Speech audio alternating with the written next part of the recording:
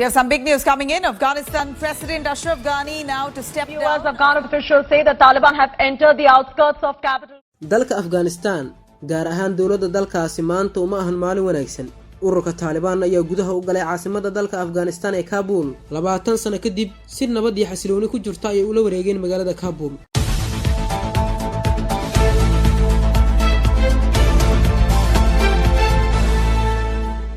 labaatan sano kadib Taliban ayaa si nabadgelyo ah ula wareegay caasimadda Kabul kadib markii xoogagga Taliban ay gudaha u galeen caasimadda Afghanistan. waxaa bilowday dhaqdhaqaaqyo diblomaasiyadeed iyadoona ergooyinka ka kala socda Taliban iyo dawladda Afghanistan shir degdeg ah hadda uga socda qasriga madaxtooyada ee Kabul. warbaahinada caalamiga ah iyo kuwa maxalliga ah ee ka soo baxay gudaha dalka Afghanistan ayaa saacadihii ugu dambeeyay warinayay in madaxweyne Ashraf Ghani saacadaha soo aadan lagu wado iscasilaadiisa. wasiirkii hore arrimaha gudaha dalka Afghanistan Ali Ahmed Jalali ayaa loo magacaabi doonaa madaxa maamulka ku-meel gaarka ah ee dalkaasi. Taliban waxay ogolaadeen hindisahaasi waxayna ku baaqeen in maamulka si nabadgelyo loo wareejiyo. TV-ga Al Arabiya ayaa baahiyay madaxweynaha Afghanistan Ashraf Ghani uu iscasilayo iyadoo talada dalkaasi la wareegayso dawlad ku meel gaar ah oo ay hogaaminayso ururka Taliban. gudoomiyaha baarlamaanka Afghanistan iyo mas'uuliyiin kale oo ka tirsan dawladda Afghanistan ayaa isaga baxay magaalada Kabul.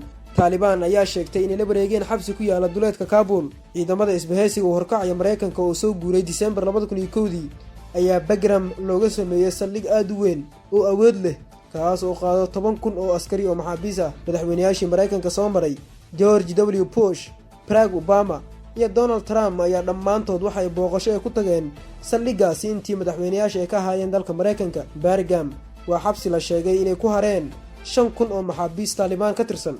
sidoo kale waxaa la sheegay in markii ururka Taliban ay gacanta ku dhigeen xabsiga Bagram lagu magacaabo ay maxaabiis fara badan xabsigeeda ka sii daayeen.